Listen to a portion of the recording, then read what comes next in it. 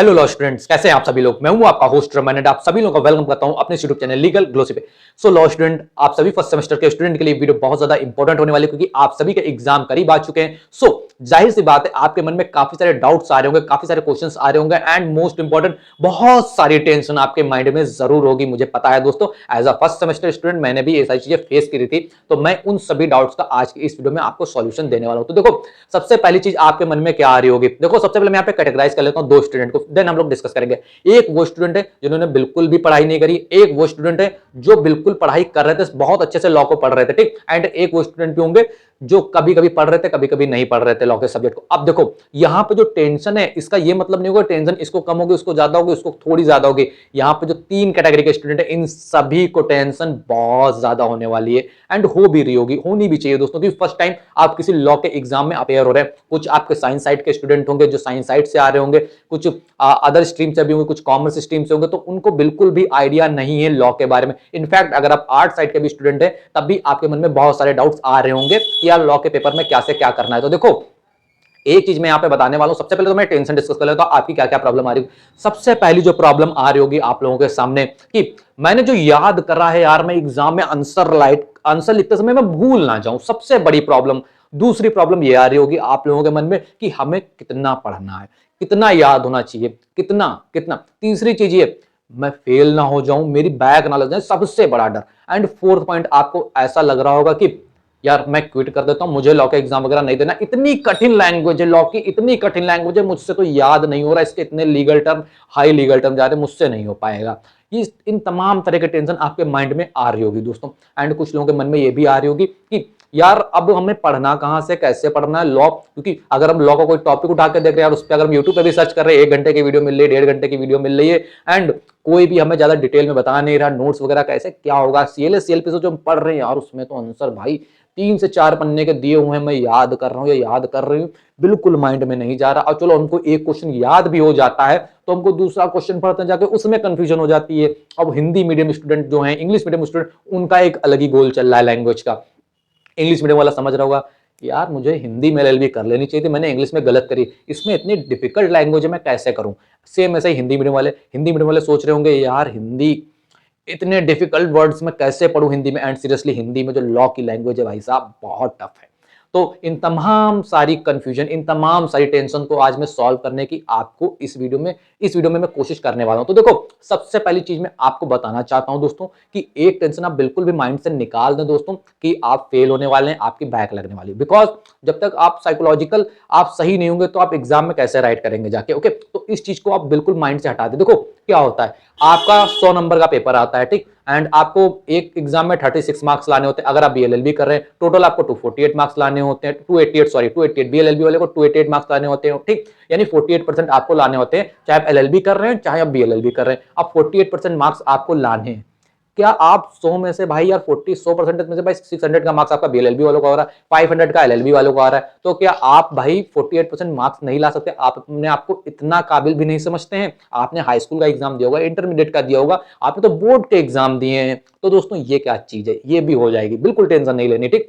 सबसे पहली चीज, आपको टेंशन बिल्कुल अपने माइंड से हटा देनी। दूसरी चीज अब आ रही होगी कि क्या पढ़ना है, कैसे पढ़ना है। तो देखो, मैंने जो अपने समय में देखा था, उस समय तो देखो यार इतना कुछ अवेलेबल नहीं था, लॉ से रिलेटेड कंटेंट भी अवेलेबल नहीं था ऑनलाइन। ओके, तो बहुत सारी प्रॉब्लम्स होती थी। देखो एक चीज मैं यहाँ पे क्लियर कर दे रहा हूँ कि आप कोई भी सब्जेक्ट उठा लें, आप पॉलिटिकल साइंस उठा लें, आप कोई लॉ का भी सब्जेक्ट उठा लें, आपका फर्स्ट सेमेस्टर वाले, आप एलएलबी वाले हैं, बीएलएलबी वाले, ठीक।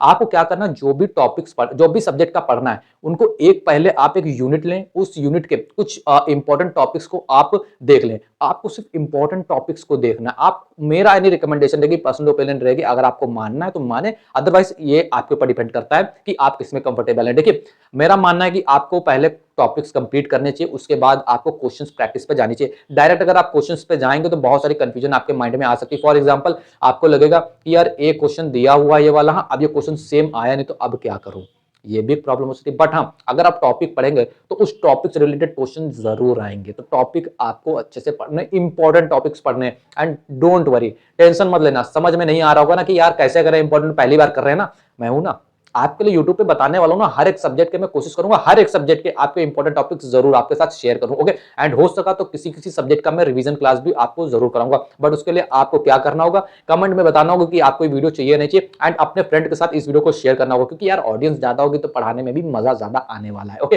तो फर्स्ट सेमेस्टर के स्टूडेंट के साथ में, अपने कॉलेज ग्रुप के साथ में इस वीडियो को जरूर शेयर कर देना। ठीक, नाउ अब एक प्रॉब्लम आपके सामने आ रही होगी कि एग्जाम में कितना लिखना है। ठीक, तो देखो एग्जाम में कितना लिखना है, देखो आपकी जो भी पेजेस की कॉपी आएगी, ठीक, देखो आप शॉर्ट क्वेश्चन क्या करना, शॉर्ट क्वेश्चन जो आपका है उसको आप एक पेज का शॉर्ट क्वेश्चन लिख लेना। ठीक, एक पेज का ही आंसर लिखना शॉर्ट। ठीक, एंड मिनिमम मैं आपको बता रहा हूं, मैक्सिमम भी आपको शॉर्ट एक ही करना। लॉन्ग आप क्या कर सकते हैं, ये आपको देखिए 4 लॉन्ग के ऑप्शन आपको सेक्शन बी में मिलेंगे, उसमें से आपको 2 लॉन्ग करने होंगे। सेक्शन सी में आपको 4 लॉन्ग मिलेंगे, उसमें से आपको 2 लॉन्ग करने होंगे। ठीक, मैं सीएसजेएमयू बीएलएलबी की बात कर रहा हूँ, एलएलबी की बात कर रहा हूँ, सीएसजेएमयू यूनिवर्सिटी की। आपकी अगर कोई अदर यूनिवर्सिटी तो आप उसका पैटर्न देख सकते हैं। ठीक, तो उसमें आप क्या कर सकते हैं कि देखिए आपको 2 लॉन्ग लिखने हैं। ठीक, एक लॉन्ग आप क्या कर सकते हैं, 4 पेजेस का लिख सकते हैं। मैक्सिमम मैं बता रहा हूं 4 पेजेस का लिखें आप एक लॉन्ग का। मिनिमम अगर आपको करना भी मिनिमम है तो आप 3 पेजेस का ही करना, उससे कम मत करना भाई। और ये हरकत मत करना जाके पेज भरने के चक्कर में कि यार लिख रहे हैं, लाइन छोड़ रहे हैं, लिख रहे हैं, दूर दूर लिख रहे हैं, यार ये यार इंटर वाली हरकत नहीं करना यार, ये हरकत नहीं चलेगी। ठीक, बिल्कुल अच्छे से प्रॉपर वे में लिखना। एंड ट्रस्ट मी गाइस, अगर आपका कॉन्सेप्ट क्लियर होगा आप वहां पे लिख लेंगे जाके।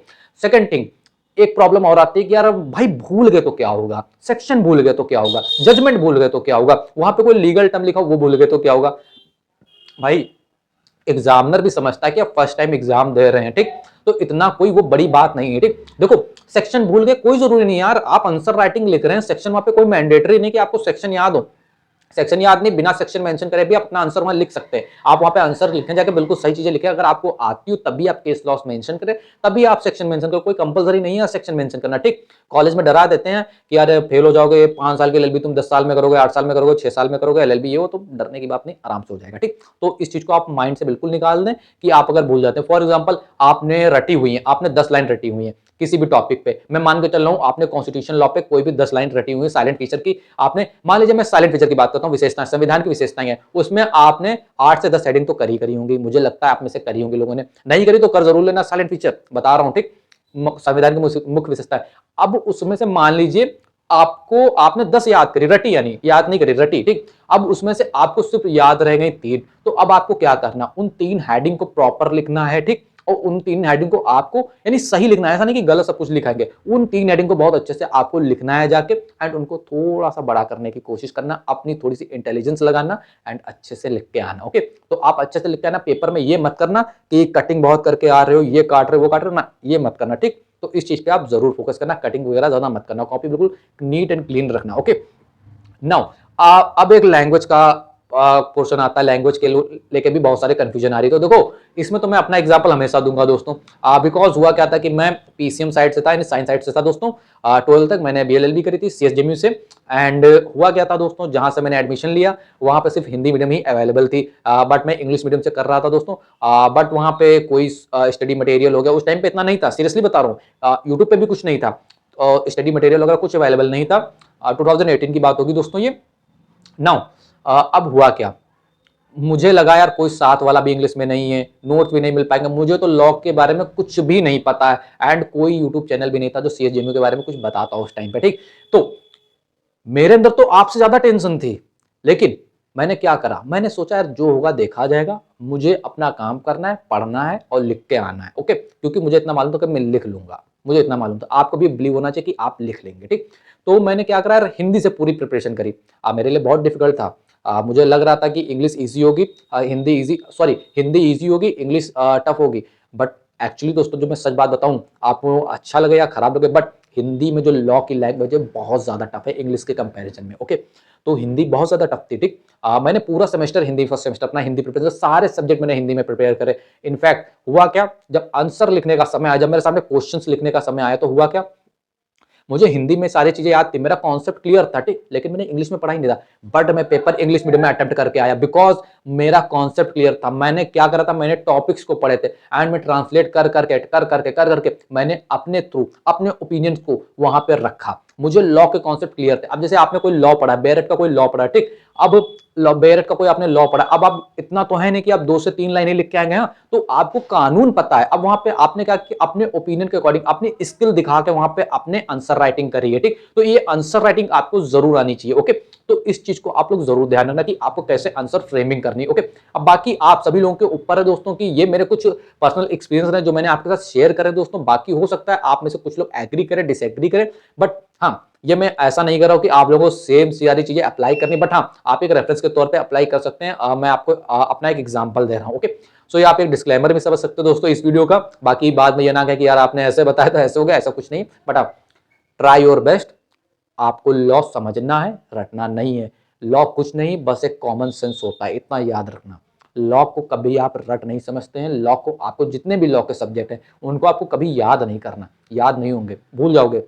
समझने की कोशिश करो, इंपॉर्टेंट टॉपिक्स को बस समझने की कोशिश करो। अपने अंदर क्या करो, जैसे कोई टॉपिक आपने समझ लिया, अब उसको रीड आउट करो। उसको क्या किसी सिचुएशन में हम लोग बेस कर सकते हैं। फॉर एग्जांपल, आपने साइलेंट फीचर पढ़ा कॉन्स्टिट्यूशन का, आपसे कोई पूछे, अब आपको ऐसा आपको एक ऐसा इमेजिन क्रिएट करना अपनी आंख बंद करके कि जो है मुझसे कोई कुछ पूछ रहा है इसके बारे में, तो अब आपको उसको एक्सप्लेन करना है। तो अब आप जो एक्सप्लेन करेंगे या जो अब आप आंसर राइटिंग की प्रैक्टिस करेंगे, वो जो बुक में लिखी वो नहीं करेंगे, जो आपने यहाँ नोट्स बनाए वो नहीं करेंगे, वो आप अपनी जो इमेजिनरी आ रही, जो आप इमेजिन कर रहे हैं उसकी प्रैक्टिस करेंगे। बिकॉज एग्जाम में अगर आप कुछ भूल भी जाते हैं तो वहां पे जो प्रैक्टिस काम आएगी, वो आप जो इमेज कर रहे हैं, जो आप अपनी थिंकिंग कर रहे हैं, वो आपकी काम आएगी। आपको माइंड मैपिंग कर लेनी है, that's it. Okay, so I hope दोस्तों ये वीडियो आप सभी लोगों के लिए हेल्पफुल होगा।